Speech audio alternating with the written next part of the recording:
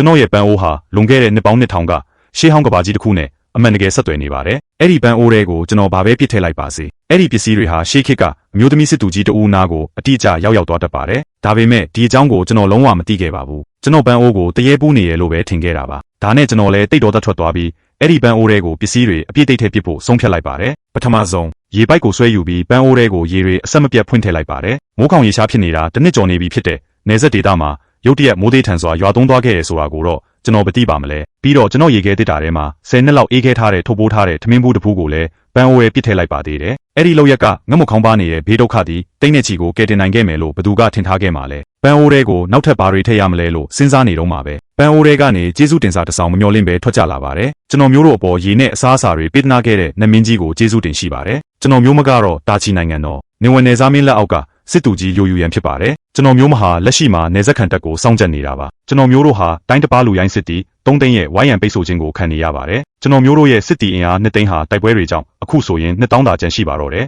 ကျန်းကွယ်မျိုးဟာပြင်းထန်တဲ့မိုးခေါင်ရေရှားမှုနဲ့ရင်ဆိုင်နေရပြီးကောက်ပဲတီးနှံတွေလုံးဝရိတ်သိမ်းနိုင်ခြင်းမရှိပါဘူးမူလကမျိုးထဲမှာအရက်သား2သိန်းရှိခဲ့ရာကနေအခုဆိုရင်8000ပဲကျန်ပါတော့တယ်နမင်းကြီးအနေနဲ့ရေနဲ့အစားအစာတွေထပ်မံပေးသနာပါလို့တောင်းဆိုအပ်ပါတယ်ကျန်းကွယ်မျိုးကအရက်သားတွေနဲ့စစ်တီတွေကိုကယ်တင်ပေးပါကျွန်တော်မျိုးမနဲ့မျိုးသူမျိုးသားအားလုံးကနမင်းကြီးအတွက်ဖျားเจ้าတစ်ခုတိစောက်ပေးပြီးမျိုးဆက်တစ်လျှောက်လုံးအမွေးတိုင်ထုံးကြီးပူဇော်သွားပါမယ်ကျွန်တော်တို့နိုင်ငံရဲ့တမိုင်းမှတ်တမ်းတွေမှာဒီလိုမင်းဆက်မျိုးလုံးဝမရှိခဲ့ပါဘူးဒါဘာတွေဖြစ်နေတာလဲကျွန်တော်လည်းစက်ကူနဲ့ခဲတံကိုယူပြီးစာပြန်ရေးလိုက်ပါတယ်ကျွန်တော်ကနမင်းကြီးမဟုတ်ပါဘူးလင်းဖုံးလို့ခေါ်တဲ့တာမန်လူတစ်ယောက်ပါကျန်းကွယ်မျိုးမှာရေနဲ့အစားအစာပြက်လက်နေရလို့ခင်ဗျားပြောတယ်အခုလောလောဆယ်ဘာကိုအလိုအဆုံးလဲလူတသိန်းကိုကျွေးမွေးဖို့ဆိုတာကျွန်တော်တယောက်တည်းအတွက်တော့နည်းနည်းခက်ခဲပါတယ်ဒါပေမဲ့ခင်ဗျားတို့ကိုကူညီပေးနိုင်ဖို့ကျွန်တော်အစွမ်းကုန်စူးစမ်းပေးပါမယ်အဲ့ဒီစာကိုပန်းအိုးရဲ့ပြစ်ချလိုက်တော့ခတုံးတုံးအတန်တန်ကိုပဲကြားလိုက်ရပါတယ်ဟိုဘက်မှာတော့ယိုယူရန်ဟာအလွန်တရာဝမ်းသာကြည်နူးသွားပါတယ်နမင်းကြီးကနောက်ဆုံးတော့စာပြန်ရေးပေးခဲ့ပြီးသူမဟာကပြကရမတက်ရက်လိုက်ပြီးစာကိုတေချာဖတ်လိုက်ပါတယ်အရှင်ဟာနမင်းကြီးပါအရှင်ဟာကျွန်တော်မျိုးမရဲ့နမင်းကြီးပါကျန်းကွမ်ကလူတသိန်းတော့အသက်ရှင်ပါပြီနမင်းကြီးကကျွန်တော်တို့ကိုကယ်တင်ဖို့သဘောတူလိုက်ပြီးသူမဟာစုတ်တန်ကိုယူပြီးချက်ချင်းစာပြန်ရေးလိုက်ပါတယ်ကျန်းကွမ်အတွက်အခုလောလောဆယ်အလိုအဆုံးကရေနဲ့အစားအစာပါကျွန်တော်စာပြန်ရပေမဲ့ရင်ထဲမှာတော့နည်းနည်းလေးစိတ်ပူသွားပါတယ်ကျွန်တော်ကတထေးသားတစ်ယောက်ဖြစ်နေရင်တော့မှဒီလူတသိန်းကိုကျွေးမွေးဖို့ဆိုတာလွယ်ကူတဲ့ကိစ္စလုံးဝမဟုတ်ပါဘူးမိဘတွေကအမွေတွေအများကြီးထားခဲ့ပေးပေမဲ့အများစုကအင်ချမ်းမြေတွေပါငွေသားအကုန်လုံးကအမွေခုံဆောင်ရမှာပါသွားပါပြီအခုကျွန်တော်ရဲ့ငွေစရင်းထဲမှာယုံငွေ3တန်းကျော်လေးပဲကျန်ပါတော့တယ်လူတသိန်းအတွက်ရိတ်ခါဆိုတာနည်းနည်းနော်ပမာဏမဟုတ်ပါဘူးကုန်ကြစရိတ်အများကြီးရှိမှာပါအရင်မြစ်တွေရှာဖွေဖို့ရေကန်အကြီးကြီးတစ်ခုရှာပြီးတန်ရှင်းရေးလုပ်ဖို့ရက်အနည်းငယ်လောက်အချိန်လိုပါတယ်မနေ့ပြန်ကြရင်ခင်ဗျားတို့ရဲ့ရေပြဿနာကိုအရင်ဆုံးဖြေရှင်းပေးပါမယ်ကျွန်တော်စာကိုဖတ်ပြီးတာနဲ့လူယူရန်ရဲ့မျက်လုံးတွေဟာချက်ချင်းမျက်ရည်ဝဲသွားပါတယ်နမင်းကြီးကရေနဲ့အစားအစာတွေပေးမယ်တဲ့ရေကိုမနေ့ပြန်စတင်ထောက်ပံ့ပေးလိုက်မယ်ဝမ်းသာစရာပဲစစ်သူကြီးကနမင်းကြီးစီမှာရေတောင်းခံပေးတာအောင်မြင်သွားပြီးကျွန်တော်တို့တောက်စရာရေရပြီးညီအကိုတွေအသက်ရှင်ဖို့လမ်းစပေါ်ပြီးပြည်သူတွေကိုဒုက္ခရင်းကကယ်တင်ပေးတဲ့နမင်းကြီးကိုကျေးဇူးတင်ပါတယ်ရေကန်ကိုအခုချက်ချင်းတွားရှင်းလင်းဖို့လူလွတ်လိုက်ပါဟုတ်ကဲ့ပါစစ်သူကြီးတစ်ချိန်တည်းမှာပဲကျွန်တော်ကလက်ကင်ဆက်ကိုယူပြီးကွန်ရက်ပေါ်ကနေအမြောက်အများဈေးဝယ်ပါတော့တယ်ပေါက်စီ9သိန်းနဲ့ကြက်တုံမြိတ်မုံချက်9သိန်းခောက်ဆွဲအတင်စားခောက်ဆွဲနဲ့အတီးရွက်6ဘူး100စီစံပိတာချင်း6000စီစီပိုင်း100စားဘူး100မုံငင်းကျင်ဘူး100နဲ့အသားမျိုးစားတစ်ခုစီကိုပိတာ300စီဝယ်ယူလိုက်ပါတယ်စုစုပေါင်းကုန်ကြစရိတ်ရွံငွေတက်8တန်းကျော်သွားပါတယ်ဒီရိတ်ခါတွေဟာလူတသိန်းကိုရက်20လောက်ဖြတ်တန်းနိုင်ဖို့လုံလောက်တင်ပါတယ်ဒါပေမဲ့ကျွန်တော်ရဲ့စုဆောင်းငွေတဝက်ကျော်ကတော့ကုန်သွားခဲ့ပါပြီကျွန်တော်စိတ်လိုက်မှန်ပါဝယ်ယူလိုက်မိတာကိုနည်းနည်းလေးနောင်တရနေတော့မှာပဲပန်းအိုးတွေကနေရွှေတုံးတွေနဲ့ရှေးခေတ်ပုံစံလက်ဝဲရတနာတွေအများကြီးထွက်ကြလာပါတယ်ငါတော့ချမ်းသာပြီးလက်ရှိရွှေပေါက်ဈေးရဆိုရင်ဒီရွှေပုံကြီးကယုံငွေတန်းပေါင်းများစွာတန်ကြေးရှိပါတယ်ရှေးဟောင်းပစ္စည်းတွေအနေနဲ့ရောင်းမယ်ဆိုရင်တော့တန်ဖိုးကဖြတ်လို့တောင်ရမှာမဟုတ်ပါဘူးလူယူရန်ကတကယ်ကိုနားလည်မှုရှိတာပဲဒီရှေးခေတ်ကလူတသိန်းကိုထောက်ပံ့ရတာကိုကျွန်တော်တကယ်သဘောကျသွားပြီအဲ့ဒီနောက်လင်းဖုံးဟာရွှေတုံးတစ်တာကြီးနှလုံးနဲ့လက်ဝဲရတနာတစ်တာကြီးတစ်လုံးကိုထည့်ပိုးလိုက်ပေမဲ့ကျန်းပြင်ပေါ်မှာအများကြီးကျန်နေသေးတာကိုတွေ့လိုက်ရပါတယ်အကုန်လုံးကိုထည့်လို့မရတော့ဘူးအရန်များလုံးတယ်မနှက်ဖြန်ကြရင်ဒီရက်တောက်တဲ့ကြေးခွက်တွေဘယ်လောက်ရနိုင်မလဲဆိုတာရှေးဟောင်းပစ္စည်းအယောင်းဝယ်သမားစီတွားမေးကြည့်ရမယ်ကျန်းကွယ်မျိုးကအခုလုံးဝဝိုင်းရန်ခံထားရတာရေနဲ့အစားအစာလောက်ပဲပေးနေရင်သူတို့တဖြည်းဖြည်းချင်းတည်ဆုံးသွားဖို့ပဲရှိတယ်ဒီတိုက်ပွဲကိုအနိုင်ရဖို့နဲ့ဝိုင်းရန်ထားတာကိုဖောက်ထွက်နိုင်ဖို့သူတို့ကိုငါကူညီပေးရမယ်အဲ့ဒါအတွက်ငွေတွေအမြောက်များလိုအပ်လိမ့်မယ်မနှစောစောအချိန်မှာလူတိုင်းဟာပန်းအိုးတွေကနေရေတွေထွက်ကြလာမယ့်အချိန်ကိုစောင့်မျှော်နေကြပါတယ်ဒါပေမဲ့ပထမဆုံးထွက်ကြလာတာကတော့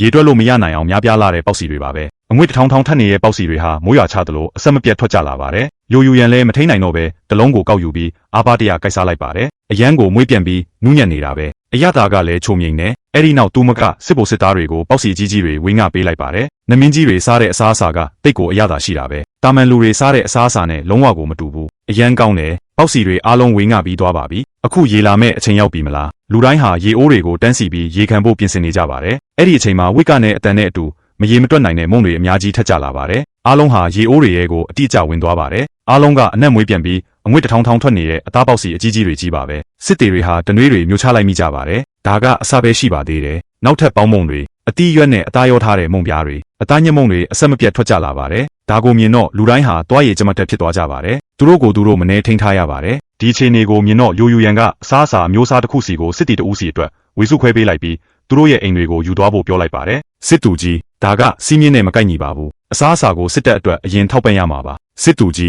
းမနေ့ကကျွန်တော်တို့ထမင်းဘူးတွေအိမ်ကိုယူသွားခဲ့ပါတယ်။ကျွန်တော်တို့ရဲ့ဇနီးနဲ့ကလေးတွေစားခဲ့ရပါပြီ။ဒီနေ့အတွက်လည်းအစားအစာနည်းနည်းကြံပါသေးတယ်။နောက်ထပ်ယူသွားဖို့မလိုတော့ပါဘူး။စစ်တူကြီးမနေ့ကကျွန်တော်သားလေးငက်သေးတော့မလို့ကံကောင်းလို့အစားအစာတွေအချိန်မီရောက်လာလို့သူ့အသက်ကိုကယ်နိုင်ခဲ့တယ်။ဒီနေ့အစားအစာတွေကိုစစ်တပ်အတွက်အရင်ယူထားပါ။အခုလောလောဆယ်စစ်တီတွေရဲ့စိတ်ဓာတ်တွေအရန်ကျဆင်းနေပြီးစာလောင်မှုကြောင့်အားနည်းနေကြတယ်။ဒီအစားအစာတွေကိုစစ်တပ်ကိုယူသွားပေးရင်စစ်တပ်ရဲ့စိတ်ဓာတ်ကိုအများကြီးတက်ကြွစေမှာတေးချပါတယ်။စစ်တီတွေအားလုံးကပြက်ပြက်သားသားညှင်းဆန်နေတာကိုမြင်တော့ယူရန်ဟာပေါက်စီတွေနဲ့အသားညက်မုံတွေကိုယူပြီးသူတို့ရဲ့လက်ထဲကိုအတင်းထည့်ပေးလိုက်ပါတယ်။ဒါတွေကိုခင်ဗျားတို့ရဲ့မိသားစုတွေစီယူသွားပါ။ကျန်တဲ့အရာအားလုံးကိုတော့စစ်စခန်းကိုပြန်တည်သွားပါ။စစ်တီချို့ဟာအယံဝမ်းသာသွားပြီးအစားအစာတွေကိုရင်ခွင်ထဲမှာချက်ချင်းဖွက်ထားလိုက်ကြပါတယ်။ဒါတွေကဖြူဖွေးနေတဲ့ပေါက်စီတွေနဲ့အသားပြည့်ပါတယ်မုံတွေပဲ။ကျွန်တော်တို့ရဲ့မိသားစုတွေတိတ်ကိုပျော်သွားကြမှာပဲ။တစ်ချိန်တည်းမှာပဲလင်းဖုံးကခြံနောက်ဘက်ကရေတွင်းကိုသွားစစ်ဆေးနေပါတယ်။ရေတွင်းရေကအယံကြည်လင်နေပါတယ်။သူကတမင်တကာတငုံလောက်တောက်ကြည့်လိုက်ပါတယ်။အရသာကတောင်ကြဆန်းရေလိုပဲ။ဒီရေတွင်းရေကိုတုံးပြီးလူတသိန်းကိုထောက်ပံ့ဖို့ကလုံးဝပြဿနာမရှိနိုင်ဘူး။ကျွန်တော်ရေပိုက်တစ်ခုကိုရေတွင်းထဲချလိုက်ပြီး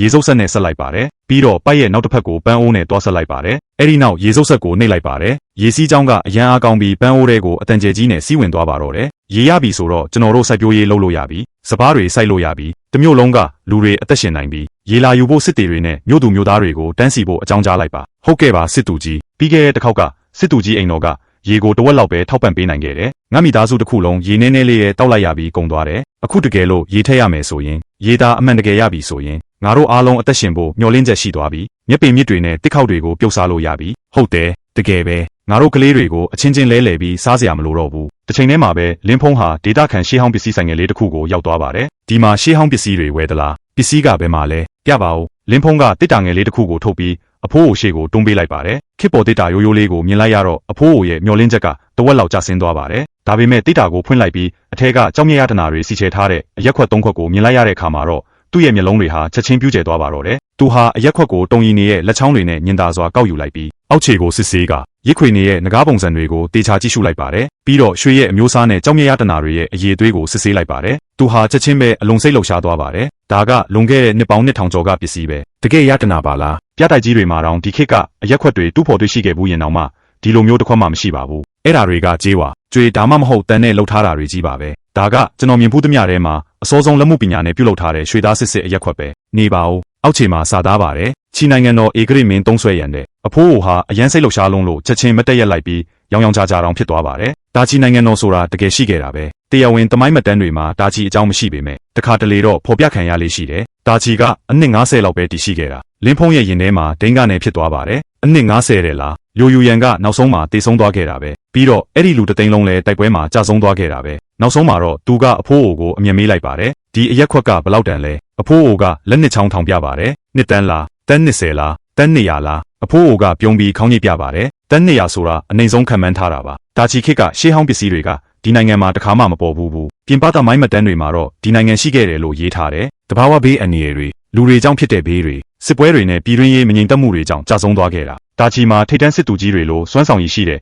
အမျိုးသမီးစစ်တူကြီးတယောက်ရှိခဲ့ဘူးတဲ့။ပြင်ပသမိုင်းတွေမှာဒါချီကိုအပြက်သဘောနဲ့ပဲရေးထားကြတယ်။အာနာရှိတဲ့တစ္ဆာဖောက်အမတ်တွေဧကရိကရုပ်သေးရုပ်ပဲမကြုံစဘူးကပ်ဘေးတွေကကောင်းကင်ကနေကြလာတယ်။ပြည်သူတွေကအလွန်ဆင်းရဲဒုက္ခရောက်ခဲ့ရတယ်။ဒါပေမဲ့ဒီမျိုးသမီးစစ်တူကြီးနဲ့ပတ်သက်တဲ့ဖော်ပြချက်တွေအားလုံးကတော့အကောင်းကြီးပါပဲ။ကောင်းကင်ကနေဆင်းသက်လာတဲ့ငကားပြန်တကောင်လိုပဲတဲ့။အဲ့ဒီစစ်တူကြီးရဲ့နာမည်ကဘယ်သူလဲ။ယူရန်ကသူမရဲ့မှုမပွဲကိုရပြီးစစ်တူကြီးဖြစ်လာခဲ့တယ်။အသက်20မှာပထမအဆင့်နေဝင်နေစားမင်းဖြစ်အတည်ပြုခံရတယ်။သူမတေဆုံးချိန်မှာအသက်20တနစ်ပဲရှိသေးတယ်။သူမတေဆုံးပြီးတိတ်မကြခင်မှာပဲချီနိုင်ငံတော်ကြီးကြာဆုံးသွားခဲ့တယ်။လင်းဖုံးရဲ့လက်ကင်ဆက်ဟာတစ်သားစားပွဲပေါ်ကိုခုတ်ကနေပြုတ်ကျသွားပါတယ်။သူဟာနေရာမှာတင်အေးခဲသွားပါတယ်။နေဝင်နေစားမင်းကကျွန်တော်ကိုနမင်းကြီးလို့ခေါ်ခဲ့တယ်။သူမကကျွန်တော်နဲ့စာတွေအပြန်အလှန်ရေးခဲ့တယ်။ကျွန်တော်ကိုရွှေပုံကြီးတွေပေးခဲ့တဲ့သူကနေဝင်နေစားမင်းယူရန်ပဲလူလေးမင်းတာကိုရောင်းကျင်လားအရက်ခွက်တွေကများသောအားဖြင့်အစုံလိုက်လာလေးရှိတယ်။မင်းစီမှာအစုံလိုက်ရှိရင်ငါရွံငွေ900အထိပေးနိုင်တယ်။လင်းဖုံးရဲ့ရင်ထဲမှာအလွန်နာကျင်သွားပါတယ်။ယူရန်ကိုဒီလောက်ငယ်ငယ်ရွယ်ရွယ်နဲ့မသေးစေချင်ပါဘူး။900ဆိုတာလူတသိန်းကိုကျွေးမွေးဖို့လုံလောက်ပေမဲ့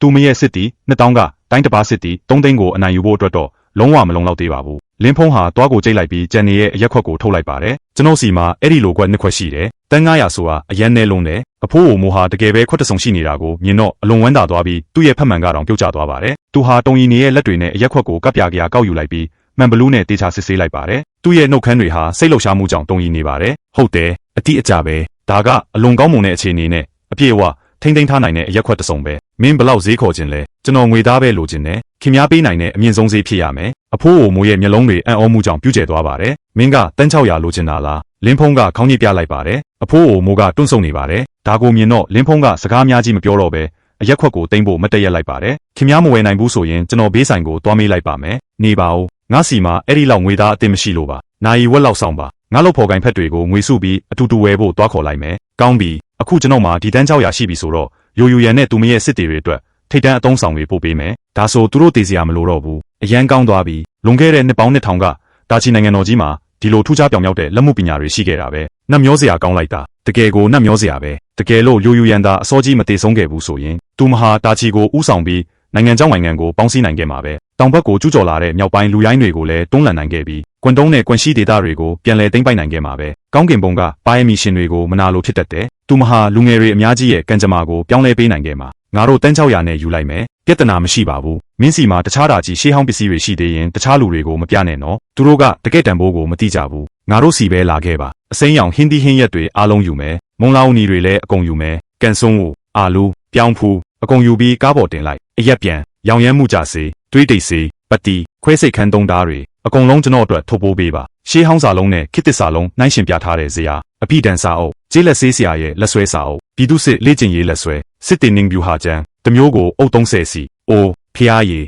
်ငါတသက်မှာဒီလောက်များတဲ့အစားအစာတွေကိုတခါမှမမြင်ဘူးအသားတွေစစ်တူကြီးအသားတွေပါငါအသားနဲ့မရှူရတာဘလောက်တောင်ကြပြီလဲစစ်တူကြီးဒီစာလုံးတွေကကျွန်တော်တို့စာလုံးတွေနဲ့မတူဘူးဒါတွေကနမင်းကြီးဘက်ကစာလုံးတွေရှေးဟောင်းစာလုံးတွေကနေရိုးရှင်းအောင်လုပ်ထားတာနောက်မှဒီဇာတ်နဲ့အတိအမတ်ပြုနိုင်အောင်လေ့လာရမယ်ဒါတွေကနက်စာအုပ်တွေပဲလူတိုင်းလေ့လာရမယ်စစ်တူကြီးဒီနပန်းလုံးငယ်တွေကတိုက်ပွဲတွေမှာဘလို့ထောက်ကူဖြစ်စေမှာလဲကျွန်တော်တအုပ်ရနိုင်မလားခင်ဗျာတယောက်တအုပ်စီရမယ်မလူကြနဲ့ဒါကစေချမ်းပဲကက်ယောဂါကိုဘလို့ကုတိုက်ရမလဲဆိုတာတောင်ပြောပြထားတယ်ဒီစာအုပ်ရှိရင်တာချီကဆရာဝန်တွေကက်ယောဂါကိုကြောက်เสียမလို့တော့ဘူးတေချာလေးလာကြဆေးဝါးတွေအားလုံးကိုဘလို့မှန်မှန်ကန်ကန်သုံးရမလဲဆိုတာနားလည်အောင်လုပ်ပြီးတက်နိုင်သမျှလူအသက်တွေကိုကဲတင်ပါဟုတ်ကဲ့ပါစစ်တူကြီးကျွန်တော်တို့မှာအခုရည်ရှိပြီးအစားအစာလည်းရှိပြီးဆေးဝါးတွေလည်းရှိနေပြီးနမင်းကြီးအရှင်ရဲ့ကျေးဇူးကိုကျွန်တော်မျိုးမှဘယ်တော့မှမေ့မှာမဟုတ်ပါဘူးကျွန်တော်မျိုးမှမျိုးထဲမှာစံပြုတ်တဲ့တွေစောက်ထားပါတယ်တာမန်ပြည်သူတွေကစံပြုတ်ရဖို့တန်းစီနေကြတယ်အဝိစားဆုပ်ဆုပ်ပြက်ပြက်နဲ့အမျိုးသမီးတယောက်ဒီပစ္စည်းတွေကတန်မိုးမဖြတ်နိုင်အောင်ကြီးမားပါတယ်မျိုးထဲမှာရိတ်ခါတွေရှိတယ်ဆိုတဲ့အချက်ကိုကျွန်တော်တို့ဖုံးကွယ်ထားလို့မရတော့ဘူး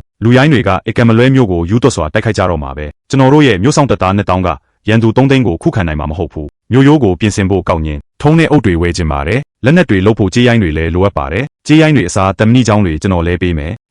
ဘီလက်မြေနဲ့အုပ်တွေကိုတုံးပြီးတိဆောက်ရင်မျိုးရိုးကပိုပြီးခိုင်ခန့်လိမ့်မယ်ပြဿနာကခင်ဗျားတို့ခေတ်သစ်ဆောက်လုပ်ရေးနည်းပညာတွေကိုနားလည်နိုင်မလားဆိုတာပဲဒါကဘာပစ္စည်းလဲကြည်စမ်းနမင်းကြီးကငါတို့ကိုမျိုးရိုးတိဆောက်ဖို့တင်ပေးနေရဲ့ဒါကအထူးတန်ဒါမှမဟုတ်ဖြည့်ဆည်းလို့မရတဲ့တတုတမျိုးများလားဒါကတန်မဏိလေတန်ထက်ပိုမာတယ်တန်မဏိရှိရင်ငါတို့အရန်ကောင်းတဲ့လက်နက်တွေလုပ်လို့ရပြီစစ်တူကြီးဒီတန်မဏိတွေကိုကျွန်တော်ကိုလွှဲပေးပါမျိုးတဲကပန်းပဲဆရာတွေအားလုံးကိုကျွန်တော်စည်ရင်းကောက်ထားပါတယ်ကျွန်တော်စီစဉ်လိုက်ပါမယ်လုံနိုင်သမျှလူအင်အားကိုစုဆောင်းပါအိမ်အောင်စုစည်ရင်းတဲ့လူတွေကိုစုဆောင်းပါတီကြံဖူးစုဆောင်းရေးအမိန့်ထုတ်ပြန်လိုက်ပါလက်မှုပညာရှင်တွေကတလောက်ကိုစံနှစ်ပိတာဂျုံမုံတပိတာတရုတ်မုံလာထုံးနှစ်ထုတ်ဒီနေ့ထမင်းနဲ့နဲ့အခမဲ့နေထိုင်စရာရမယ်ကျေးဇူးတင်ပါတယ်စစ်တူကြီးကျွန်တော်တို့အခုစစ်သားတစ်တွေစုဆောင်းနေပါတယ်တပ်သားတစ်တွေကတလောက်ကိုစံ5ပိတာဂျုံမုံ2ပိတာဟင်းသီးဟင်းရွက်3ပိတာရမယ်ဟုတ်ကဲ့ပါစစ်တူကြီးရှေးဟောင်းပစ္စည်းဆိုင်ကအဖိုးကိုပြောတာကရိုယူရန်ဟာအသက်20နှစ်မှာတည်ဆုံးခဲ့တယ်တဲ့ဘာလို့ငှက်ရင်ဘက်တွေဒီလောက်တောင်ကျက်နေရတာလဲမဖြစ်ဘူးသူမကိုငါကဲတင်ရမယ်ရိုယူရန်ခင်များအိပ်ပြီလားဒီအကျက်တဲကနေဘလို့ရုံးထွက်မလဲဆိုတာဆွေးနွေးကြရအောင်ယူရန်လဲထွက်ပေါက်တစ်ခုကိုစဉ်းစားနေပါတယ်ကျွန်တော်တို့အခုအရက်သားတွေကိုစစ်တပ်ထဲဝင်ဖို့စုဆောင်းနေပါတယ်အများဆုံးစစ်သားတစ်2000လောက်ပဲရနိုင်မှာပါမူလတပ်ဖွဲ့2000နဲ့ပေါင်းရင်4000ပေါ့4000နဲ့3သိန်းဆိုတော့ကွာဟချက်ကအရန်ကြီးလုံးတယ်ကျွန်တော်တို့မှာစစ်လက်နက်ပစ္စည်းတွေလုံလောက်ရဲ့လားဒါလန်တိုင်းတန်ချက်ကအင်ဂျီလေးနဲ့များတွေကျွန်တော်တို့စီမှာဘယ်လောက်ရှိလဲကျွန်တော်မှာတင်းနက်တွေရှိရင်တိတ်ကောင်းပါပဲဒါပေမဲ့ဒီမှာကအဲ့ဒီလက်နက်တွေကိုတင်းကျပ်စွာထိန်းချုပ်ထားတယ်တန်ချက်ကအင်ဂျီတစ်ထည်ကို6000ကျော်ကြတယ်လူ4000အတွက်ဆိုရင်စုစုပေါင်း240တန်းကြလိမ့်မယ်တန်ချက်ကအင်ဂျီအထည်1000တန်ခစ်3ဓာတ်ရှည်9000ချင်းခစ်3ဒူးလေးအလက်100နဲ့တခြားလက်နက်တွေလုပ်ပေးပါခေခင်များကအရန်ရဲ့ရောတာပဲစုစုပေါင်းကုန်ကြစရိတ်ကတန်း220ပါမနက်ဖြန်ရှေးဟောင်းပစ္စည်းတွေထက်ရောင်းရအောင်မယ် နမင်းကြီးကိုစိတ်ပူစေခဲ့တာယူရန်ရဲ့အမွားပါအရှင်းရဲ့ယုံကြည်မှုကိုကျွန်တော်မျိုးမအကံမလွဲဖြစ်စေပေးပြီးမျိုးသူမျိုးသားအားလုံးကိုဝိုင်းရံထားခြင်းကနေလွတ်မြောက်အောင်ဥဆောင်သွားပါမယ်နမင်းကြီးအနားယူနေပြီဆိုတော့ကျွန်တော်မျိုးမထပ်ပြီးအနောက်အရှက်မပေးတော့ပါဘူးတန်ခေတုံးသားရှည်တွေနဲ့ချင်းခေတုံးဒူးလေးတွေဆိုတာဘာတွေလဲရုပ်တံပြမှန်ပြလေးကမ်းပေးပါဦးတင်ကြားရေးရုပ်တံမတန်းတွေပို့ပေးလိုက်မယ်ဒါကအလိုမာကျောရဲ့တတုနဲ့ထုလုပ်ထားတဲ့အန်ဩစရာကောင်းတဲ့တားပဲအရန်ထက်မြက်ပြီးခိုင်ပါတယ်ငါတန်ပန်းပဲထုလာတာတဝက်သက်ရှိပြီဒီလောက်စွမ်းအားကြီးတဲ့တားရှည်မျိုးတစ်ခါမှမမြင်ဘူးဒီတတုကမယုံနိုင်လောက်အောင်မာကျောတာပဲအချိန်ချင်းထုနဲ့နေစရာမလိုဘူးအဲ့ဒီကနေလက်နက်တွေကိုတိုက်ရိုက်ပြုတ်လုံနိုင်တယ်စစ်တူကြီးဒီတန်ချက်ကအင်ဂျီကအရန်မာကျောလုံးတယ်ချစ်ရလေးတစ်ခုတောင်မထင်ဘူးတကယ်လို့ကျွန်တော်တို့စီမှာတန်ချက်ကအင်ဂျီဝစ်ပြီးဒါရှည်တွေကင်ထားတဲ့စစ်တီတသိန်းရှိမယ်ဆိုရင်လူရိုင်းတွေကိုမေ့ထားလိုက်တော့တခြားနိုင်ငံကြောက်ခုတောင်ကျွန်တော်တို့ကိုရှင်းနိုင်မှာမဟုတ်ဘူးစစ်တူကြီးကျွန်တော်တို့စီမှာချင်းခေတုံဒူးလေးအလက်တရပဲရှိတယ်အဲ့ဒါအရန်နေလုံးနဲ့ဟုတ်တယ်စစ်တူကြီးနမင်းကြီးစီမှာနောက်ထပ်တောင်းလို့ရမလားမင်းတို့ကတောင်းဖို့လောက်ပဲတီးကြတယ်စံကောင်းကောင်းပဲဖြစ်ဖြစ်ချင်းခေတုံဒူးလေးတွေပဲဖြစ်ဖြစ်နမင်းကြီးကငါတို့အတွက်ဝယ်ပေးရတာအပြင်ဘက်မှာကမြို့တစ်မြို့လုံးမှာလူတသိန်းရှိတယ်နေတိုင်းနမင်းကြီးဘလောက်တောင်ငွေကုန်နေလဲဆိုတာမင်းတို့သိရလားမင်းကဘယ်သူလဲဘာလို့ဒီလောက်တောင်တန်ရာတွေပြင်းပြင်းထန်ထန်ရလာတာလဲကျွန်တော်နာမည်ကစွန့်အတူလောင်ပါလွန်ခဲ့တဲ့3ရက်ကစစ်တူကြီးအိမ်တော်ကစပားကြီးတွေကိုဖွင့်ပေးခဲ့တယ်ရှောင်းရီကိုင်ကမြို့ထဲမှာရိတ်ခါတွေရှိတယ်ဆိုတဲ့သတင်းကိုပေါက်ကြားချင်နေတာသူကကျွန်တော်တို့ကိုရှိုးဝက်လန်းကျောင်းရဲ့နေရာကိုဖော်ထုတ်ဖို့အတင်းကျပ်ခိုင်းတယ်လူရိုင်းတွေရိတ်ခါတွေကိုမလွတ်ရနိုင်အောင်တားဆီးဖို့ကျွန်တော်တို့ရှိုးဝက်ချက်ကိုဖုံးကွယ်ထားဖို့စူးစမ်းခဲ့တယ်ကျွန်တော်တို့တခုံးမှမပြောဖို့ညှင်းဆန်ခဲ့တယ်ကျွန်တော်တို့ကိုနေရောညပါ2ရက်တိတိညှဉ်းပန်းနှိပ်စက်ခဲ့တယ်သူတတိမလေးယုံတမဲပဲကြံတော့တယ်ထန်ချီသူ့ကိုအခုချက်ချင်းဖမ်းလိုက်ရှောင်းရီကိုင်ကရှိုးဝက်လန်းကျောင်းဘယ်မှာရှိလဲဆိုတာသိနေပြီကျန်းကွမ်တောင်ဘက်တောင်တန်းစီကိုမြန်သွားကျွန်တော်တို့အချိန်မီရောက်နိုင်ပါသေးတယ်သူအသက်ရှူနေသေးတယ်စစ်တပ်ဆရာဝန်ဆုံးသူ့ကိုအသက်ကယ်ဆေးအမြန်တိုက်လိုက်ပါနောက်ကလိုက်ခဲ့ချင်းခေတုံဒူးလေးပါလာလားတလက်ပါလာပါတယ်စုတ်ခွာစစ်တူကြီးရိတ်ခါတဲ့င်းကိုဖုံးကွယ်ထားလို့မရတော့ဘူးမနဲ့ဖြန်ဒါမှမဟုတ်ဒီညတန်းခေါင်လောက်မှာလူရိုင်းတွေကသူတို့ရဲ့စစ်တပ်အပြည့်နဲ့ရောက်လာတော့မယ်စစ်တူကြီးလူရိုင်းတွေစတင်လှုပ်ရှားနေပါပြီသူတို့အခုလီ30အကွာမှာရောက်နေပါပြီမိနစ်တိုင်းမှာပိုနီးလာနေတယ်စစ်တီအားလုံးနားထောင်တိုက်ပွဲအတွက်ပြင်ဆင်ကြဟုတ်ကဲ့လျိုဝူလူ3000နဲ့ချင်းတူးလေးတပ်သားတွေကိုခေါ်ပြီးလုံကူကိုသွားဆောင်ဟုတ်ကဲ့ပါခင်ဗျာကျန်တဲ့သူတွေအားလုံးမြို့တကားကိုဆောင်ခြေတလန်းမှနောက်မစုံနဲ့ဘာတွေဖြစ်ကုန်တာလဲငါတန်း200ကျော်သုံးပြီးတခါမှအခုကျန်းကွမ်ကကြာဆုံးတော့မယ်တဲ့လုံးဝမဖြစ်ဘူးငါဒါကိုလက်မခံနိုင်ဘူးခဏလေးဆောင်ဦးခင်ဗျားအတွက်တောင်တတောင်လုံးကိုဖောက်ခွဲပြစ်မယ်ဦးလေးရှောင်းကျွန်တော်ပောက်ကွဲစေတတ်တဲ့ရန်တွေအများကြီးဝယ်ခြင်းလို့ရောင်းเสียရှိလားရှောင်းဖုံးမင်းကဘာလို့ရုတ်တရက်ကြီးဖုံးဆက်ရတာလဲဘယ်ဆောက်အုံကိုဖြိုချမလို့လဲရန်တွေကမှတ်ပုံတင်ဖို့နဲ့တရားဝင်ခွင့်ပြုချက်လို့တယ်ဦးလေးကျွန်တော်ဘယ်ဆောက်အုံကိုမှမဖြိုချပါဘူးတောင်တတောင်လုံးကိုဖောက်ခွဲပစ်ဖို့လုံလောက်တဲ့ရန်တွေအမြောက်များလိုချင်လို့ပါပေါက်ဈေးရဲ့ငါးဆက်ပေးပါမယ်ဦးလေးလုံးဝမဖြစ်ဘူးမင်းဘာတွေရှောက်လုံနေတာလဲကလေးရဆယ်စပေးမယ်အခုထိမရဘူးပြောနေသေးရင်ပြောက်အိုးတွေနဲ့မီရှူမီရန်တွေတွားဝယ်ပြီးကို့ဘာသာကိုရန်တွေအလုံးလောက်ဖြစ်အောင်လုပ်လိုက်မယ်ကောင်းပြီလေဦးလေးမင်းအတွက်တတုတ်ရှာပေးမယ်ဒါပေမဲ့မင်းတာကိုဒီနိုင်ငံထဲမှာမသုံးဘူးလို့ကတိပေးရမယ်အဲ့ဒါနဲ့ဘသူ့ကိုမှဒဏ်ရာမရစေနဲ့တခုခုမာယွင်းသွားရင်မင်းဘာသာမင်းတာဝန်ယူရမယ်သဘောတူလားဒီဟာတွေအားလုံးကချိုရင်းချက်ရှိတဲ့ဟာတွေနဲ့ပြန်အန်းထားတဲ့ပစ္စည်းတွေပဲတောင်တတောင်ကိုဖောက်ခွဲဖို့တော့လုံလောက်ပါတယ်မင်းတကယ်လို့ပြဿနာတစ်ခုခုတက်ခဲ့ရင်ငါ့ကိုဆွဲမသွင်းနဲ့နော်နားလဲပါပြီဦးလေးအကုန်လုံးယူမယ်ဘယ်လောက်ပေးရမလဲတန်း20သဘောတူတယ်အခုချက်ချင်းငွေလွှဲပေးလိုက်မယ်ချက်ချင်းစီစဉ်လိုက်မယ်ရန်လုံလောက်ရှိရင်ရှိုးဝက်ဦးမင်းလုံကောင်းကိုတေချာပေါက်ဖောက်ခွဲနိုင်လိမ့်မယ်ရန်တွေထဲတဲ့အခါအရန်သတိထားနော်တကယ်လို့ဒီအရာတွေတကယ်ပောက်ကွဲသွားရင်မင်းတို့အားလုံးတစ်စီလွင့်စင်သွားလိမ့်မယ်ကျန်းကွမ်ကသူ့ရဲ့တားကိုတွေးနေတာကိုပဲနမင်းကြီးလုံးနိုင်တဲ့အန်ဩစရာအကောင်းဆုံးအရာလို့ထင်နေခဲ့တာဒါပေမဲ့တိမ်တွေထိမြင့်တဲ့ဒီအဆောက်အုံကြီးကအတန်ကျဲကြီးနဲ့အတူဖုံမုံတွေဖြစ်ပြိုကျသွားတာကိုမြင်လိုက်ရတော့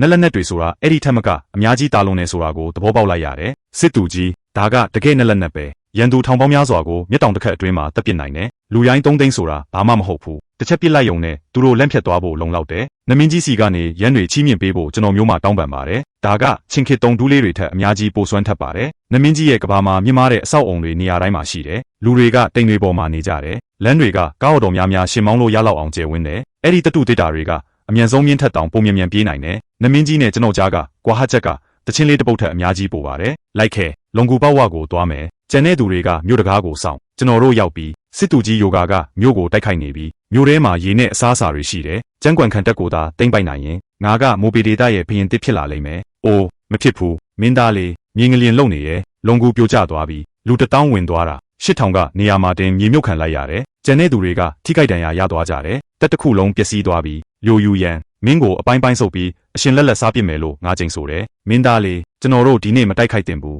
ကျွန်တော်တို့ဘက်မှာယာတီဦးတို့နေရာလူအင်အားဘာတစ်ခုမှအသာစီးမရှိဘူး3ခုလုံးမရှိဘူးတိုက်ပွဲတစ်ပွဲမှတောင်မနိုင်သေးပဲလူ1000ဆုံးရှုံးသွားပြီဒါကနေမိတ်မကောင်းဘူးငလျင်ရက်သွားတဲ့အထိစောင့်ပြီးမှတက်တွေကိုပြန်လွတ်ရအောင်မြို့ထဲမှာရေနဲ့အစားအစာတွေအများကြီးရှိတယ် ကျန်းကွန်ခံတက်ကိုသာမသိမ့်ပိုက်နိုင်ရင်ငါတို့လူတွေရေးငက်အစာငတ်ပြီးတေးကြရလိမ့်မယ်3ရက်အတွင်းမှာကျန်းကွန်ခံတက်ကိုဘာပဲဖြစ်ငါသိမ့်ပိုက်မယ်အရန်ကောင်းတဲ့စုတ်ခွာမှုပဲသူတို့သာနောက်ဆုံးမသွားဘူးဆိုရင်ငါတို့သူတို့ကိုအစအနာမကြံအောင်ဖောက်ခွဲပစ်လိုက်မှာပဲလုံကူဝါမှာလူရိုင်းစစ်တွေအများကြီးရှိခဲ့တယ်အခုတော့သူတို့အားလုံးတောင်ပေါ်မှာမြေမြုပ်ခံလိုက်ရပြီဟာတိတ်ကောင်းတာပဲနမင်းကြီးဖောက်ခွဲရေးကအောင်မြင်ပါတယ်လူရိုင်းတွေစုတ်ခွာသွားကြပြီကျွန်တော်တို့လူတယောက်မှထိခိုက်ဒေဆုံးတာမရှိဘူးကျွန်တော်တို့နိုင်ပြီးလူတက်ဖွဲ့အနိုင်ရပြီလူတယောက်မှတန်ရမရဘူးမျက်စာစားဖို့အစားအစာတချို့နဲ့အမီးနဲ့တောက်ဖို့အရက်ဖြော့လေးတွေပို့ပေးမယ်အောင်ပွဲခံပါတီပွဲလေးလုပ်ကြရအောင်နမင်းကြီးစစ်သူကြီးတွေနဲ့စစ်တေတွေကဒီညမျိုးကိုစောင့်ကြရအောင်မယ်ဒီလောက်ဒုက္ခခံစရာမလိုပါဘူးဒုက္ခခံနဲ့အတိတ်ပဲမရှိတာငါပြောတာနားထောင်ငါတို့ဒီပါတီပွဲကိုဘာပဲဖြစ်လုပ်ရမယ်စားကြဒါအရန်ကိုကောင်းလွန်းတယ်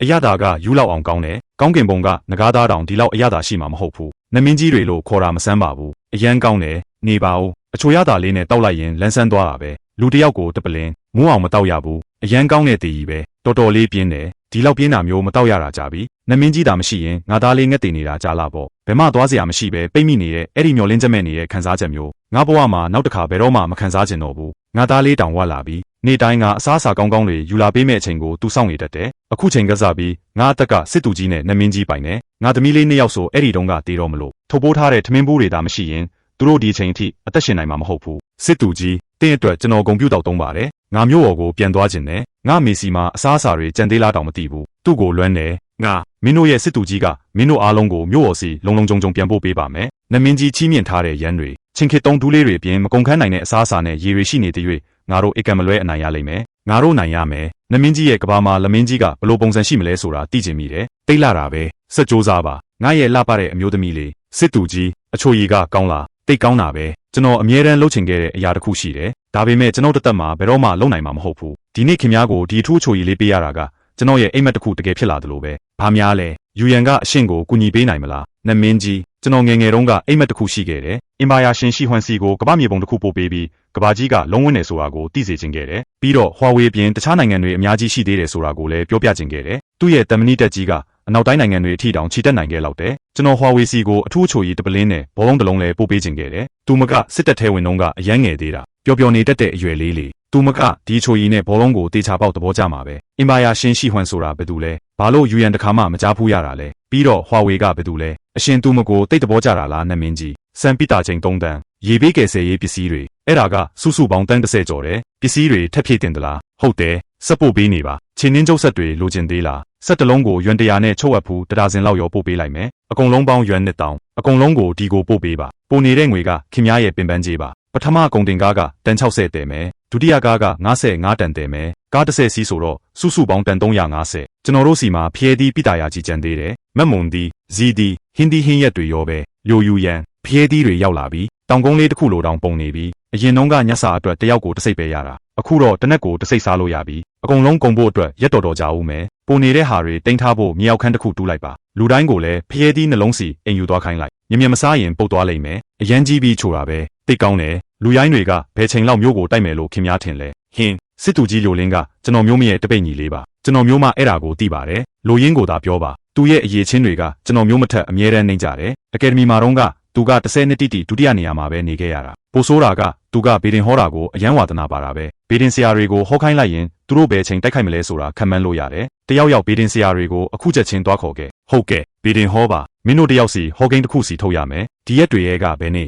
ဘယ်ချိန်ကမျိုးကိုတိုက်ခိုက်ဖို့အသင့်တော်ဆုံးလဲဆိုတာတွက်ချက်ပါအပြေမှန်တဲ့သူကစုအဖြစ်စံတအိတ်ရမယ်လူတိုင်းဖျဲသီးတစ်လုံးစီအရင်ယူသွားကြမဆခင်ဖျဲသီးကိုအရင်ယူကြဒီညတန်းခေါင်ကျော်ရင်မှန်အောင်တက်နိုင်တဲ့သူကစံပိတာ20အပိုရမယ်တကယ်လို့လူရိုင်းတွေဒီညတိုက်ခိုက်ခဲ့ရင်ပြီးခဲ့တဲ့တစ်နှစ်အတွင်းအပြင်းထန်ဆုံးတိုက်ပွဲဖြစ်လာနိုင်တယ်ဘေဒင်ဆရာတွေတွက်ချက်တာကတော့သူတို့ဒီညတန်းကောင်မှာတိုက်ခိုက်လိုက်မယ်တဲ့ယူရန်မှာဒါနဲ့ပတ်သက်ပြီးယုံကြည်ချက်မရှိဘူးရလက်ကဘာဖြစ်လာမလဲဆိုတာဘယ်သူမှမသိဘူးတကယ်လို့ဒီတိုက်ပွဲမှာကျွန်တော်မျိုးမှတကယ်တည်ဆုံးသွားခဲ့ရင်ဒီဘဝမှာအရှင်ရဲ့ကျေးဇူးကိုဘယ်တော့မှဆက်နိုင်တော့မှာမဟုတ်ဘူးလို့စိုးရိမ်မိပါတယ်နောက်ဘဝကြရင်ယူရန်ကအရှင်အတွက်တယောက်လိုအလုပ်လုပ်ပေးပြီးမြို့နယ်အုပ်ချုပ်သူကိုကယ်တင်ပေးခဲ့တဲ့နမင်းကြီးရဲ့ကျေးဇူးကိုဆက်ဖို့ဆန္ဒရှိပါတယ်ဒီတိတ်တာထဲမှာတော်ဝင်မိသားစုကချီးမြှင့်ထားတဲ့ပစ္စည်းတွေပါပါတယ်လက်ထောက်စစ်သူကြီးမိုးဖန်ကဖိနဲ့အရန်တရားနဲ့ခြေအိတ်အရန်200ချီးမြှင့်ပေးဖို့နမင်းကြီးကိုတောင်းဆိုထားပါတယ်နမင်းကြီးကိုဂယူးဆိုင်ပါရှင်ပါဒီတောင်းဆိုချက်တွေအားလုံးကိုခွင့်ပြုပေးပါတယ်သူတို့ဒီညမျိုးကိုတိုက်ခိုက်ကြတော့မယ်လျိုယူရန်ကဒီစာကိုတေတန်းစာလိုရေးထားတာပဲဘလို့လို့အခြေအနေကဒီလိုဖြစ်သွားရတာလဲသူမကိုကူညီဖို့ငါဘာလို့ပေးနိုင်သေးလဲစစ်သား1000နဲ့3သိန်းကိုတိုက်ရမှာဇူကော့ရန်ဝင်စားရင်တောင်ဒီအခြေအနေကိုကယ်နိုင်မှာမဟုတ်ဘူး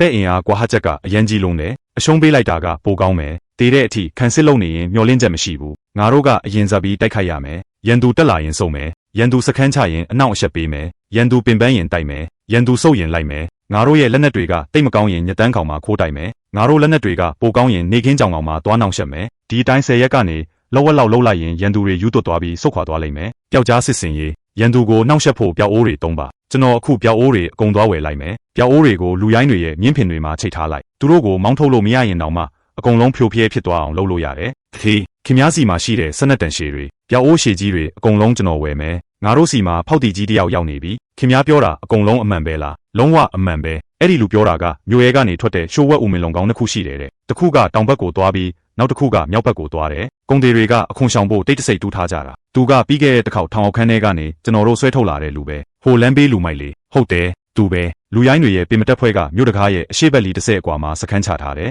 မြောက်ဘက်နဲ့တောင်ဘက်မှာလည်းခန်းစစ်တွေချထားတယ်ဒါပေမဲ့ပင်မတက်ဖွဲလောက်တော့မတောင့်တင်ဘူးကျွန်တော်တို့လူရိုင်းစစ်တပ်ရဲ့ယူနီဖောင်းနဲ့တန်ချက်ကာတွေဝတ်ပြီးမြောက်ဘက်နဲ့တောင်ဘက်ကနေခိုးဝင်သွားရင်သူတို့ရဲ့ပင်မတက်ဖွဲကမြင်းဆောင်တွေစီတိုက်ရိုက်သွားလို့ရတယ်ဟုတ်ကဲ့စစ်သူကြီးဒီကိစ္စကိုကျွန်တော်နဲ့ယိုဝူကိုလွှဲထားလိုက်ပါမင်းတို့လုံးလုံးကြုံကြုံပြန်လာဖို့တေချာအောင်လုပ်နော်ကျွန်တော်တို့အောင်မြင်သွားပြီလူရိုင်းတွေရဲ့မြင်းဆောင်တွေကအရန်ကိုအဆောင်ကြက်လျော့ရဲတယ်ကျွန်တော်တို့မြို့ပြင်ထွက်ရဲမယ်လို့သူတို့လုံးဝမထင်ထားဘူးကျွန်တော်တို့သူတို့စခန်းရဲ့နောက်ဘက်ကနေမြင်းတွေကိုဆွဲထုတ်လာတာဘယ်သူမှဒုတိယအကြိမ်တောင်လှည့်မကြည့်ကြဘူးစစ်သူကြီးနမင်းကြီးစီကပျောက်ကြားစစ်စင်ရေးဗျူဟာကလူရိုင်းတွေပေါ်တကယ်အလုပ်ဖြစ်တယ်သူတို့ဘိုက်ဝသွားရင်ရှောက်ကစားကြတယ်အချင်းချင်းနှစ်ပန်းလုံးကြပြီးလေ့ကျင့်ခန်းတစ်ခါမှမလုပ်ကြဘူးစီကန်းလုံးဝမရှိဘူးဒီလိုစုပ်ပြက်နေတဲ့စစ်သားတွေရဲ့ဝိုင်းရံတာကိုတစ်နှစ်လုံးလုံးခံခဲ့ရတယ်ဆိုတာတွေးကြည့်လိုက်ရင်တကယ်ကိုအရှက်ရစရာပဲကောင်းတယ်သူတို့ဖြိုဖျဲဖြစ်နေတာကိုအခွင့်ကောင်းယူသူတို့အားနည်းဆုံးအချိန်မှာပြင်းပြင်းထန်ထန်တိုက်ခိုက်ဒီညတန်းကောင်မှာပျောက်ကြားစစ်စင်ရေးဆက်မယ်ပျောက်အိုးတွေကိုမြင်းဖင်တွေမှာချိတ်ထားမိရှို့လိုက်တာနဲ့ချက်ချင်းပောက်ကွဲလိမ့်မယ်လူရိုင်းစခန်းတစ်ခုလုံးကိုပြောင်းပြန်လန်ပစ်လိုက်သူတို့ဒီညသူတို့ကိုသူတို့ကယ်တင်ဖို့ပဲအလုရှုံနေကြပြီး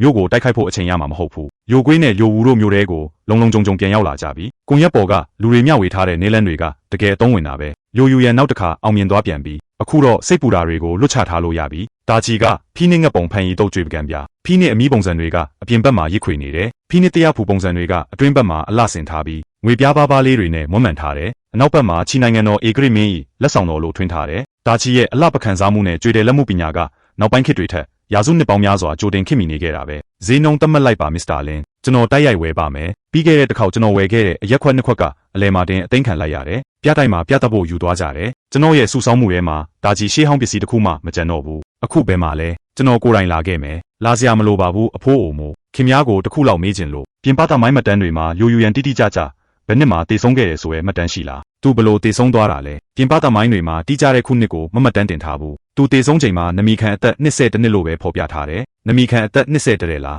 အဲ့ဒါဒီနှစ်ပဲသူဘလို့တည်ဆုံးခဲ့တာလဲအစာငတ်တည်တာလားလူရိုင်းတွေတက်တာလားလူရိုင်းတွေကမြို့ကိုဝိုင်းရံထားတယ်ယိုတက်ဖွဲကတည်တဲ့အထိခုခံကြတယ်စစ်သားနှစ်သိန်းကနေထောင်ကနန်းလေးရဲ့ကျန်တဲ့အထိတိုက်ခိုက်ခဲ့ကြတယ်နောက်ဆုံးတိုက်ပွဲမှာလူရိုင်းတွေချီနိုင်ငံနဲ့ချူနိုင်ငံတို့ကပူးပေါင်းသွားကြတယ်မြို့ကိုဖောက်ဝင်ဖို့အတွက်ယိုယူရန်ဟာချီစစ်သားတွေရဲ့ဝိုင်းရံခံရပြီးနေရာမှာတင်အသက်ခံလိုက်ရတယ်သူမရဲ့ခန္ဓာကိုယ်ကိုတောင်အပိုင်းပိုင်းဆုပ်ဖြဲပြီးခဲ့ကြတယ်ဒီကိစ္စနဲ့ပတ်သက်ပြီးသူငယ်ချင်းနှစ်ယောက်နဲ့ကျွန်တော်ဆွေးနွေးဖြစ်ကြသေးတယ်သူမသားအဲ့ဒီလောက်စောစောမတည်ဆုံးခဲ့ရင်တာချီနိုင်ငံတော်ဟာမဟာမိတ်တပ်ဖွဲ့၃ခုရဲ့တိမ့်ပိုက်ခြင်းကိုခံရမှာမဟုတ်ဘူးအဲ့ဒီခေတ်ကတာချီရဲ့ယဉ်ကျေးမှုနဲ့အမှုပညာကနောက်ပိုင်းခေတ်တွေထက်အများကြီးပိုပြီးတိုးတက်နေခဲ့တာတိတ်နဲ့မျောစရာကောင်းတာပဲဒီပကံပြားအတွက်တန်900ပေးရင်ကောဘလို့လဲမင်းသဘောတူရင်အခုချက်ချင်းငွေလွှဲပေးမယ်ကောင်းပါပြီခင်ဗျားဒီပကံပြားကိုတကယ်သဘောကျတာပဲဆရာမိုးနမေကြီးတမိုင်းပညာရှင်တယောက်ကိုကျွန်တော်မေးကြည့်တယ်သူကပြောတယ်ပြင်ပသားမိုင်းမတန်းတွေအရာခင်ဗျားဟာကျန်းကွန်တိုက်ပွဲမှာကြာဆုံးလိမ့်မယ်တဲ့ကျန်းကွန်ဟာနောက်ဆုံးမှာချူနိုင်ငံနဲ့ချီနိုင်ငံပြီးတော့လူရိုင်းတွေရဲ့မဟာမိတ်တပ်ဖွဲ့လက်ထဲကြာရောက်သွားလိမ့်မယ်ခင်ဗျားကိုချီစစ်သားတွေကဝိုင်းရံပြီးတပ်ပစ်ကြလိမ့်မယ်ယိုယူရန်ခင်ဗျားအသက်ရှင်နေနိုင်ဖို့ကျွန်တော်မျှော်လင့်ပါတယ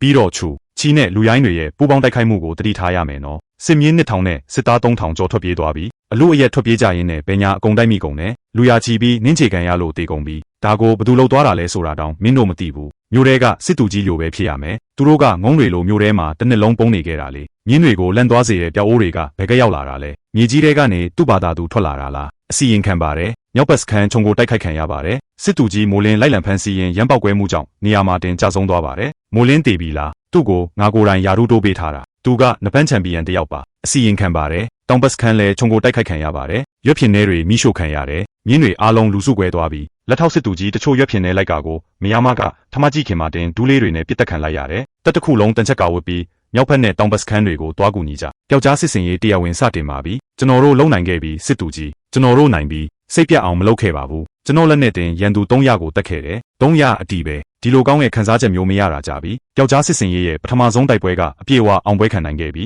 ကြီးကျယ်တဲ့အောင်ပွဲပဲလူရိုင်း4000ကိုအပြည့်ရှင်းနိုင်ခဲ့တယ်လူရိုင်းတက်မှုကမြင်းပေါ်ကနေလွင့်စင်သွားတယ်အတေအရှင်မသိရဘူးပြောက်အိုးတွေနဲ့ရန်တွေကအရန်ကောင်းတဲ့အလုပ်ကိုလုပ်ပေးသွားတယ်နမင်းကြီးတွေကိုအချိန်ပေါင်းများစွာဆူတောင်းခဲ့ပါတယ်ရန်တွေကတိုက်ပွဲကိုအနိုင်ရစေခဲ့တယ်ရန်သူတပ်သား4000ကိုတထိုင်နဲ့အပြည့်ရှင်းနိုင်ခဲ့တယ်ဟာယိုတက်ဖွဲ့တာကိုလုံနိုင်မယ်ဆိုတာငါသိတာပဲညီကိုတွေနဲ့အောင်ပွဲခံဖို့အကောင်းဆုံးထိတ်တန်းရက်တွေကိုထုတ်လာခဲ့ဂုံယူပါတယ်လျိုယူရန်ဒါတွေကကျွန်တော်ဝတ်ထားတဲ့ရတနာတွေပါအပြင်းစားတွေနော်အရန်များမတောက်နဲ့သူမတေးလိုက်မယ်လို့သူတို့ပြောခဲ့ကြတယ်ဒါပေမဲ့အခုသူမကသမိုင်းကိုပြောင်းလဲပစ်ခဲ့ပြီးလူရိုင်း4000ကိုဖောက်ခွဲပစ်လိုက်တယ်ရန်သူတက်မှုကိုဒုက္ခိတဖြစ်အောင်လုပ်လိုက်တယ်ယိုတက်ဖွဲ့ရဲ့စိတ်ဓာတ်တွေကအမြင့်ဆုံးအခြေအနေမှာရောက်နေပြီးသူမကိုလက်နက်တွေနဲ့ရိတ်ခါတွေအလုံးအလောက်ပေးထားတဲ့၍ဒီချိန်စာတစ်နေတဲ့သမိုင်းကိုငါလုံးဝပြန်ရေးပစ်မယ်ပထမအတော့ကြီးကအင်ဂျင်9000စစ်သုံးဆောင်ဦးထုတ်9000စစ်သုံးဖိနဲ့9000ဒုတိယအတော့စစ်သုံးအတင်စားပြီးစကွတ်တွေအလိုလျောက်ပူလာတဲ့အစားအစာတွေဗီတာမင်ဆေးပြားတွေပလိစီဝါဆေးတွေတွေးတိတ်ဆေးမှုခွဲစိတ်ခန်းသုံးကိရိယာတွေတတိယအတော့အဝေးထိန်လူမဲ့လေရင်ငယ်များဟုတ်တယ်အဝေးထိန်လေရင်ငယ်တွေဟ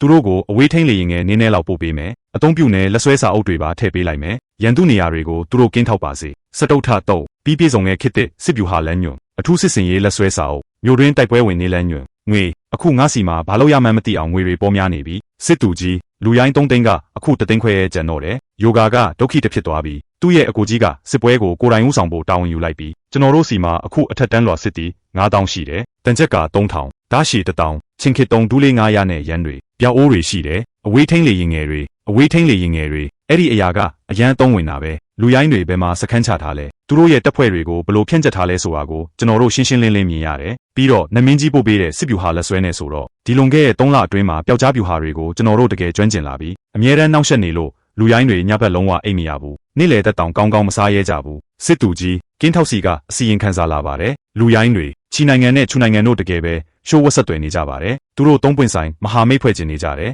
နမင်းကြီးကဒီကိစ္စကိုငါ့ကိုတတိပေးပြီးသားပါသူတို့ကပူးပေါင်းကျင်နေဆိုရင်လက်ဦးမှုရယူပြီးတိုက်ခိုက်တယ်ဆိုတာဘာလဲဆိုတာသူတို့ကိုသင်ခန်းစာပေးလိုက်ရအောင်အမိန့်ပေးလိုက်ဒီညတန်းကောင်မှာတပ်ဖွဲ့အားလုံးတိုက်ခိုက်ဖို့ဟုတ်ကဲ့ပါခင်ဗျာစစ်တူကြီးလူရိုင်းစစ်တပ်တသိန်းခွဲတဲ့က8000ကိုရှင်းလင်းပစ်လိုက်ပါပြီ9000ကတုံပန်းအဖြစ်အဖမ်းခံရတယ်2000ကတော့ထွက်ပြေးပြီးလူစုကွဲသွားပြီးသူတို့ရဲ့တပ်မှုချုပ်ကပောက်ကွဲမှုထဲမှာတည်သွားပြီးသူတို့ရဲ့ဒုတိယတပ်မှုကအရှုံးပေးလိုက်ပြီးချူနိုင်ငံနဲ့ချီနိုင်ငံရဲ့မဟာမိတ်တပ်ဖွဲ့တွေကဘယ်မှာလဲစစ်တူကြီးချူနိုင်ငံနဲ့ချီနိုင်ငံရဲ့တပ်ဖွဲ့တွေကနေဆက်ကိုဖျက်ကျော်လာကစားပဲရှိသေးတယ်လူရိုင်းတွေအပြတ်အသက်ချေမုန်းခံလိုက်ရပြီဆိုတာကိုကြားတော့သူတို့ချက်ချင်းနောက်လှည့်ပြီးထွက်ပြေးသွားကြတယ်သူတို့တကယ်ပြေးတာမြင်တာပဲစစ်တူကြီးလိုကအယမ်းမိုက်တာပဲယိုတက်ဖွဲ့တက်တော်ရကြောရှိပါစေကျွန်တော်တို့အသက်ရှင်ပြီးကျွန်တော်တို့တကယ်အသက်ရှင်ပြီးအမတော်စစ်တူကြီးဒီမှာပါကျေးဇူးတင်ပါတယ်အမေကပြောတယ်အမတော်ကကျွန်တော်တို့အသက်ကိုကယ်ခဲ့တာတဲ့ကြီးလာရင်ဒါလဲစစ်တူကြီးလှုပ်ချင်တယ်ကောင်းပြီလေမင်းကိုငါစောင့်နေမယ်အိုနဲ့မင်းကြီးကျွန်တော်မျိုးမှလိုယူရန်ပါကျွန်တော်မျိုးမရဲ့တာဝန်ကိုဖြည့်ဆည်းပြီးပါပြီကျန်းကွန်ခံတက်ကိုထိမ့်သိမ်းနိုင်ခဲ့ပါပြီလူရိုင်းတွေအကုန်ပြေးကုန်ပြီ